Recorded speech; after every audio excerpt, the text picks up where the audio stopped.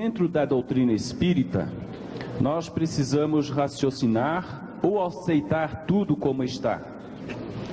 Pobre do espírita que aceite tudo como está. A doutrina espírita é altamente proponente do uso da razão. Allan Kardec chega a nos falar isto ao abrir uma de suas obras,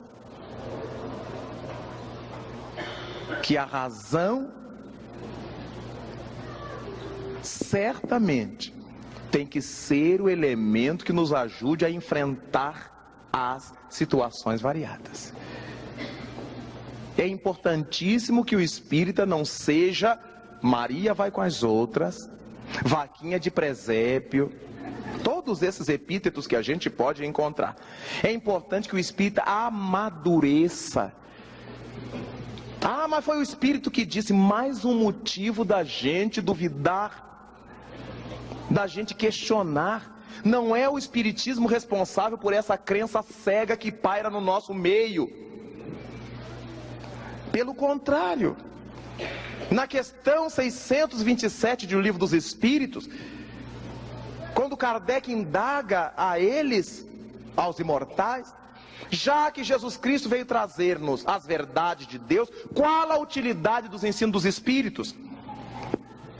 E depois de dar uma explicação inicial de que Jesus falava as coisas de acordo com sua época, sobre parábolas, eles dizem, viemos falar claro, para que todos possam ouvir e avaliar com a razão, para que ninguém possa pretextar ignorância.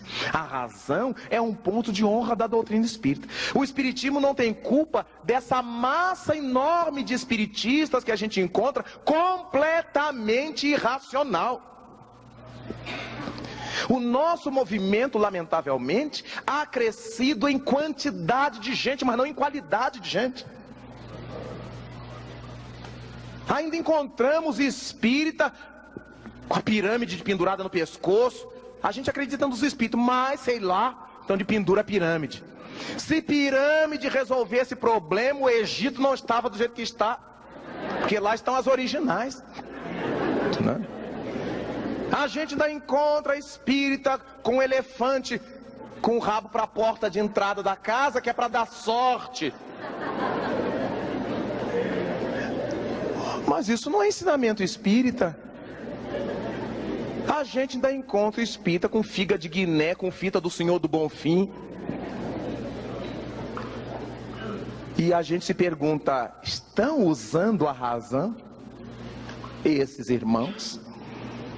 A gente acha espíritas que vêm nos propor que a gente receba a mensagem do seu morto. Eu digo, dos meus eu não recebo.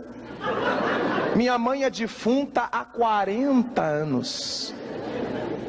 Tem mensagem dela. Meu pai, meus irmãos desencarnaram nas minhas mãos. E não me faz falta, porque eu raciocino. Eu prego para os outros que o mundo dos espíritos é uma realidade. Eu prego para os outros que a morte não existe. Eu prego para os outros que quem morre vive no além. Eu prego para os outros que nós vamos viver lá de acordo com a nossa vida daqui. E eu que conheci minha mãe, que conheci meu pai e meus irmãos, eu sei quem está bem e quem está comendo uma gabiroba federal. Não vou ficar, eu quero uma mensagem, eu quero notícia. Notícia, que notícia? Importante que os espíritas raciocinem.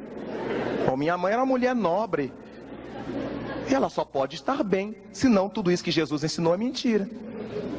Fulano era uma pessoa desequilibrada, não pode estar bem enquanto não se equilibrar, porque a morte não nos converte em santos. E por aí afora, o espiritista, mais do que qualquer outro, tem o dever de raciocinar. Quando nós vemos confrades que ouviram falar, é espírito, e já põe a mão na testa e já respira, são desequilibrados emocionais. Quando disser assim, é espírito, aí que a gente aguça todos os sentidos. Prestar atenção na linguagem, na forma, no conteúdo, é o que propõe a doutrina. E o espírito Erasto chega a dizer É dura a mensagem dele. É melhor rejeitarmos 9 verdades a termos que aceitar uma mentira. Só que o nosso povo espírita está fazendo o contrário. Engole todas as mentiras e põe de quarentena a verdade. Raciocinar, e sempre. Os espíritos bons não brigam com a gente se a gente usar o raciocínio, pelo contrário. Se nós usássemos melhor nosso discernimento, não haveria tanta obsessão, não cairíamos em tantas esparrelas, não veríamos tantos problemas no nosso movimento como vemos.